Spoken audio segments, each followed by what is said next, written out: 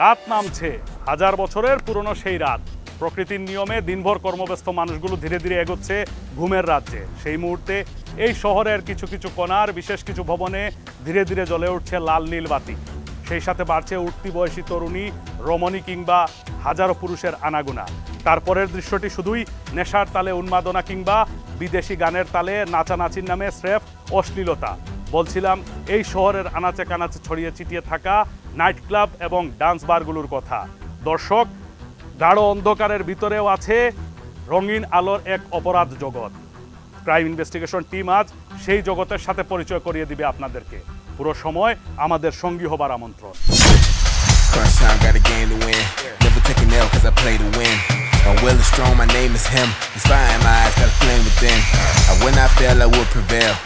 Heads and tails, I had to nail. Face my fears and conquer thrones. Put it on the line when it's time to go. Oh, they want to talk about greatness. গভীর রাত, রাজধানী ঢাকার সড়কপথে কমতে শুরু করেছে মানুষের চলাফেরা। তার মাঝেও লাল নীল আলোতে সরগরম হয়ে উঠছে বিশেষ একটি স্থান। ৩০০ ফিট এলাকা, সরকারের উন্নয়নমূলক কাজের স্বাক্ষর এই দৃষ্টিনন্দন সড়ক। অথচ রাত নামলেই তরুণ তরুণীদের উন্মাদনা। কয়েকজন তরুণ তরুণীকে দেখা যাচ্ছে মদের আসর বসিয়েছেন প্রকাশ্যেই। গাড়িতে বাজছে উচ্চ আওয়াজে গান, সেই সাথে চলছে মদ আর গাঁজা সেবনের আড্ডা। সমাজের রন্ধ্রে রন্ধ্রে আধুনিকতার নামে রোপণ হচ্ছে বিষবৃক্ষ। একদিকে বিদেশি সংস্কৃতিকে আয়ত্ত করতে গিয়ে বাংলার গৌরব আর সংগ্রামী অর্জনকে ম্লান করা হচ্ছে, পাশাপাশি দূষিত হচ্ছে আগামীর সম্ভাবনাময় প্রজন্ম। বিশ্বের বিভিন্ন রাষ্ট্রে রয়েছে বিনোদনের নানান উৎস। উন্নত দেশগুলোতে অর্থ উপার্জনের মাধ্যম এবং বিশ্বের নানা প্রান্ত থেকে দর্শনার্থী টানতে নেওয়া হয় নানান কৌশল। সেসব কৌশলের অংশ হিসেবে রয়েছে নাইট ক্লাব, ডিস্কো ক্লাব কিংবা বার সংস্কৃতি। সুন্দরীদের উন্মত্ত নৃত্যকলা কিংবা উন্মুক্ত দেহ প্রদর্শনের বৈধতাও দিয়েছে পর্যটন নির্ভর কয়েকটি রাষ্ট্র, যাদের কোটি কোটি টাকা আয়ের উৎস তৈরি হয়েছে এই খাত থেকে। মূল অনুসন্ধানে যাওয়ার আগে তেমনই কয়েকটি বিদেশি ক্লাব থেকে ঘুরিয়ে নিয়ে আসি আপনাদের। এটি থাইল্যান্ডের একটি নাইট ক্লাব। চলছে বিদেশি গানের সাথে নৃত্য। চারপাশ দখল করে থাকা দর্শনার্থীরা আনন্দপ্রিয় ভ্রমণ পিপাসু, যারা একটি নির্দিষ্ট কর্মব্যস্ততা শেষে এসব দেশে আসেন বিনোদন উপভোগ করতে। আমরা এবার দুবাইয়ের একটি ক্লাবে, যেখানে একপাশে চলছে গান, অন্যদিকে সুন্দরী তরুণীরা তাদের দৈহিক আকর্ষণকে পুঁজি করে সংগ্রহ করছেন অর্থ। সেই অর্থের সাথে যোগ হবে বাড়তি বিনোদন। শুধু বিদেশি নাগরিকই না, আমাদের ক্যামেরায় ধরা পড়ে বাংলাদেশ থেকে আসা কয়েকজন তরুণ তরুণী, যারা নেশায় মাতাল হয়ে উদ্দাম নৃত্যে সরগরম করে তুলছেন সেদেশের মাটিও।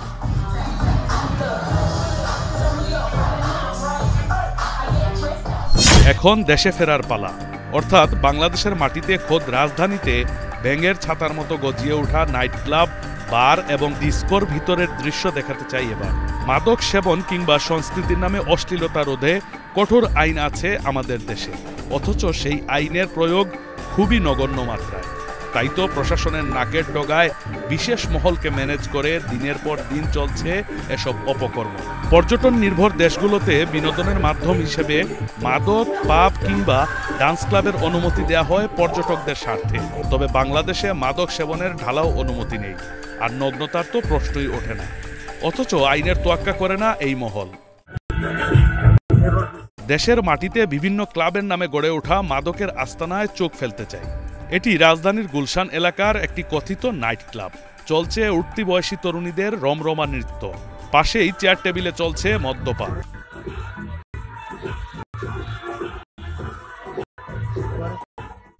হঠাৎ চোখে পড়ে কয়েকজন ঘিরে ধরেছেন এক তরুণীকে। তাকে কেন্দ্র করে জটলা, সেই সাথে উঠছে টাকা। যেন বিনোদনকে কেন্দ্র করে বাতাসে টাকা উড়িয়ে দিচ্ছেন ধন কুবেররা। কথা বলার চেষ্টা করি এই ক্লাবে নিয়মিত আসা কয়েকজন তরুণ তরুণীর সাথে। আচ্ছা, আমি এর জন্য বের হয়ে গেলাম।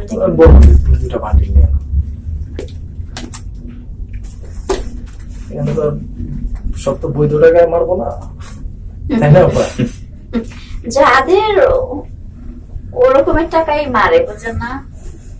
এখন যে দেশের অবস্থা, হালাল ইনকাম করে ওই টাকায় ই করে না। লাল নীল আলোয় সাজানো এই স্থানটির নাম সীসা লাউঞ্জ। কথিত সীসা সেবনের নামে এগুলো যেন মাদক ও অবাধ যৌনতার অভয়ারণ্য, যার প্রমাণ এই তরুণীদের উন্মাদনায়। এমন বেপরোয়া জীবন শুধু ব্যক্তির জন্য নয়, বরং পরিবার এবং সমাজের জন্যও ক্ষতিকর। বিদেশি সংস্কৃতিতে গা ভাসানো অপরাধ নয়, তবে সেই সংস্কৃতির অপব্যবহার নিঃসন্দেহে অপরাধ। এমন পিলে চমকানো আরও কিছু তথ্য নিয়ে ফিরছি প্রথম বিরতির পর।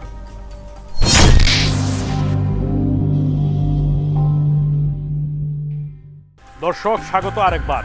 দেখাতে চাই ভিনদেশি সংস্কৃতির নামে কিভাবে অপরাধের দুনিয়ায় নিমজ্জিত হচ্ছে তরুণ প্রজন্ম। এক পাশে যেমন চলছে কয়েকজন উঠতি বয়সী তরুণীর সীসা সেবন, অন্যদিকে চলছে নৃত্য পরিবেশনের নামে পুরুষের মনোরঞ্জন। কর্মব্যস্ত রাজধানী ধীরে ধীরে তলিয়ে যাচ্ছে নিদ্রার জগতে। ঠিক তখনই চঞ্চল আর বেপরোয়া হয়ে উঠছে তারা। দিনের আলোতে আপনার আমার সাথে মিশে থাকা কিছু মানুষের চেহারা পাল্টাতে শুরু করে রাত বাড়ার সাথে সাথে। রাজধানীর অভিজাত এলাকার কয়েকটি হোটেল, বার, সীসা লাউঞ্জের দৃশ্য এগুলো। বিদেশি গান আর মদের নেশা ঝেঁকে বসেছে চারপাশ। সুন্দরী তরুণীদের নাচের তালে তালে ছিটানো হচ্ছে টাকা। এখান থেকে আবার বার ডান্সার মেয়েরা টার্গেট করছে বড় লোকের বকে যাওয়া ছেলেদের। গড়ে তুলছে ঘনিষ্ঠতা, যা এক সময় ব্ল্যাকমেলিং সহ নানান ভয়াবহ অপরাধে মোড় নিচ্ছে। পাশাপাশি এসব তন্নি তরুণীদের নাচে লাখ লাখ টাকা উড়িয়ে দেয়া কোটিপতিদের এত টাকার উৎস নিয়েও থেকে যায় প্রশ্ন। এবার একটু অন্যদিকে চোখ ফেরাতে চাই। প্রযুক্তির কল্যাণে হাল আমলের টিকটক, ভিভো লাইভ কিংবা রিল হয়ে উঠছে ভার্চুয়াল বিনোদনের খোরাক। তবে এই প্রযুক্তিগুলো এখন আর শুধু সামাজিক যোগাযোগের ক্ষেত্রে সীমাবদ্ধ নেই। অনেকে এসব মাধ্যমকে পুঁজি করে ডলার আয় করছেন। রাতারাতি জীবনের মোড় ঘুরিয়ে দিচ্ছেন নানান শ্রেণীর মানুষ। তবে অপব্যবহারের সংখ্যাটাও নেহায়েত কম নয়। রাত বাড়ার সাথে সাথে এসব মাধ্যমেও শুরু হয় অবাধ যৌনতা আর মাদকের হাতছানি। শুরুতে ভার্চুয়াল, একসময় সরাসরি ঘনিষ্ঠতা। এসব ঘটনাও শেষ পর্যন্ত প্রতারণা, পাচার, এমনকি হত্যার মতো অপরাধেও গড়ায়।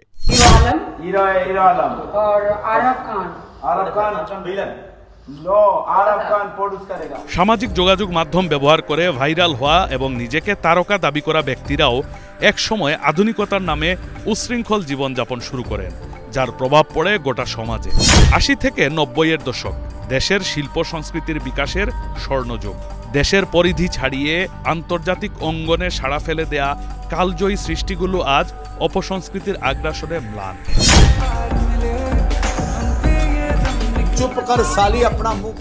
ভিনদেশি অপসংস্কৃতির ছবলে প্রাণও হারাতে হয় গুণী শিল্পীদের। বিপদগামী হয়ে স্বল্প সময়ে অর্থ আয় হয়ে ওঠে কালসাপ, যার দংশনের বিষ ছড়িয়ে পড়ে সমাজে। এক সময়ের জনপ্রিয় অভিনেত্রী হুমায়রা হিমুর আত্মহত্যা কিন্তু এমন প্রশ্নেরই জন্ম দিয়েছিল। জি আমাদেরকে যেটি বলেছেন যে এই বিগো অনলাইনের রোডের একটি বিষয় আসছে, এই রোডটা দিতেও উনি কালকে করছিলেন, যেটা বেশ মোটা অঙ্কের। তো এই জন্য একটু ইমোশনাল কথা কাটাকাটি হয়েছে, এইটাও একটি কারণ রয়েছে। সময় হলো আরেকবার বিরতি নেয়ার। ফিরছি অন্ধকার জগতের ভয়াবহ কিছু তথ্য আর নাগরিক সমাজের ভাবনা নিয়ে।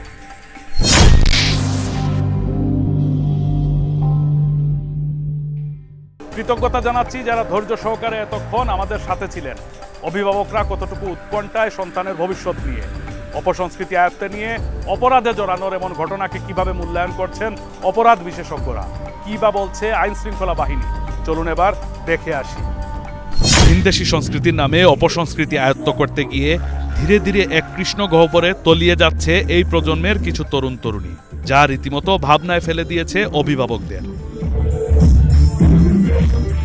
এমন পরিস্থিতিকে মোটেও হালকাভাবে নেয়ার সুযোগ নেই, বরং সরকার সহ সংশ্লিষ্ট সবার নজর দেওয়া উচিত বলে মনে করেন অভিভাবকরা। মিশ্র সংস্কৃতি এবং সেক্সুয়ালিটি এবং বিভিন্ন ধরনের উগ্রতা লক্ষ্য করা যায়, যেটা আমরা এই দেশের সংস্কৃতির মূল ধারা নয়। ওরা না বুঝেই হয়তো প্ররোচনায় কিংবা বন্ধুদের সাথে আড্ডায় নেশা আসক্ত হয়ে গেলে আমাদের পরবর্তী প্রজন্ম ধ্বংস হয়ে যাবে। তো সেই দিক থেকে আমি খুবই শঙ্কিত। ওয়েস্টার্নাইজেশনের কারণে দেখা যাচ্ছে আমাদের পুরাতন যে কালচার সেগুলো হারিয়ে ফেলছি এবং নতুন কোনো কালচার আমাদের মধ্যে তৈরি হচ্ছে না, বাঙালি কালচার। এবং একই সাথে দেখা যাচ্ছে ওয়েস্টার্ন কালচারটাকে পুরোপুরি আমরা ধারণ করছি না বা একই মিক্স করে ফেলছি। যুবক সমাজ যেটা হচ্ছে অবশ্যই একটা করুণ পরিণতির দিকে ধাবিত হচ্ছে, যেটা আসলেই আমাদের কাম্য না। বিশেষ করে তো ইউনিভার্সিটিতে অনেক সময় দেখা যায় এরকম অবাধ। তরুণ প্রজন্মের মধ্যে একটা বড় দায়হীনতার জায়গা তৈরি হচ্ছে। আমি যদি সুনির্দিষ্ট করে বলি যে কয়েক দশক আগেও তরুণ সমাজরা যেভাবে করে সমাজের প্রতি দায়বদ্ধ ছিল, সেই দায়বদ্ধতার একটা বড় ঘাটতির জায়গা আছে। রাতের রাজধানীতে ক্লাব কালচারের নামে শুধু যে মূল্যবোধের অবক্ষয় ঘটছে তা নয়, এর সাথে যুক্ত হচ্ছে নিত্য নতুন অপরাধও। স্রেফ আনন্দ যে আশু বিপদের সমন নিয়ে আসে, সেই উপলব্ধি জাগিয়ে তুলতে হবে সমাজে, না হলে খুব দ্রুত বিঘ্নিত হবে সামাজিক সুরক্ষা, এমনটা বলছেন অপরাধ বিশেষজ্ঞরা। তার আধুনিকতার নাম করে কিংবা অন্য দেশের সংস্কৃতি ধারণ করার যুক্তি দেখিয়ে তারা এখানে যে বার সংস্কৃতি কিংবা মাদক গ্রহণ করার একটি পরিবেশ এবং একটি বাস্তবতা তারা তৈরি করেছে, এটি কিন্তু আমাদের নিজস্ব সংস্কৃতির জন্য হুমকি স্বরূপ। তরুণরা নামকা ওয়াস্তে আধুনিক হওয়ার যে কথা বলে কিংবা তারা এই অপসংস্কৃতিকে ধারণ করে নিজস্ব সংস্কৃতি এবং সামাজিক শৃঙ্খলার ক্ষেত্রে তারা নানা ধরনের বিশৃঙ্খলা আসলে তৈরি করছে। এবং এই প্রেক্ষাপট অথবা এই বাস্তবতা যদি চলতে থাকে, তখন কয়েক ধরনের বিষয় এখানে তৈরি হবে। প্রথম বিষয়টি হচ্ছে তরুণদের মধ্যে একটি অংশ এভাবে একেবারে বলা যেতে পারে প্রতিনিয়ত বা মাদকাসক্ত হয়ে পড়ার যে আশঙ্কা আমরা দেখছি সেটি হবে, এবং এর মধ্যে দিয়ে এই তরুণদের যে কর্মক্ষমতা কিংবা সমাজ এবং রাষ্ট্রের প্রয়োজনে তার যে ভূমিকা এবং দায়িত্ব পালনের যে প্রেক্ষাপট সেটি নষ্ট হবে। এখনই লাগাম না টানলে যুব সমাজের মধ্যে বাড়বে অপরাধ প্রবণতা। এই শ্রেণীর মানুষ কিন্তু আসলে মাদকাসক্ত হয়ে পড়ার কারণে তিনি সমাজের যে স্বাভাবিক শৃঙ্খলা কিংবা আমাদের নাগরিকের যে স্বাধীনভাবে চলাচল করার ক্ষেত্রেও কিন্তু নানা ধরনের বাধা বিপত্তি সৃষ্টি করছে। ইভটিজিং করছে, গণধর্ষণ করছে, অথবা কাউকে জোরপূর্বক তুলে নিয়ে বিয়ে করছে, এরপরে সেটি আবার বিচ্ছেদে পরিণত হচ্ছে। তো এইভাবে সমাজের ভিতরে যে শিষ্টাচারগুলোর যে অনুশীলন অথবা যে প্রেক্ষাপট, সেই প্রেক্ষাপটগুলোতে কিন্তু এক ধরনের বড় ছেদ অথবা একটা ঘাটতি তৈরি হয়। ডান্স বার, শিশা লাউঞ্জ আর নাইট ক্লাবের নামে মাদকের এই হাটবাজারে নিয়মিত অভিযান সহ নিয়ন্ত্রণে নিয়ে আসার মূল দায়িত্ব মাদকদ্রব্য অধিদপ্তরের। এবার সংস্থা প্রধানের মুখোমুখি ক্রাইম ইনভেস্টিগেশন টিম। জানালেন নিয়ন্ত্রণে আনতে নিয়মিত নজরদারি সহ নানা কার্যক্রমের কথা। কিভাবে ব্যবস্থাপনা নেওয়া হবে, এটা আমাদের নিজস্ব পদ্ধতি আছে। আমরা যেটা নেব সেটা হলো যে তারা যে শর্তে বারগুলো পরিচালনা করার কথা ছিল, সেই শর্ত ভঙ্গ করছে এরকম অভিযোগ পাওয়া গেলে যথাযথ ব্যবস্থা নেওয়া হবে আমাদের বিধিমালার আওতায়, আমাদের কার্যপদ্ধতির আওতায়। প্রজন্মকে দেশীয় ঐতিহ্য আর সংস্কৃতির লালন এবং চর্চার তাগিদ দেন তিনি।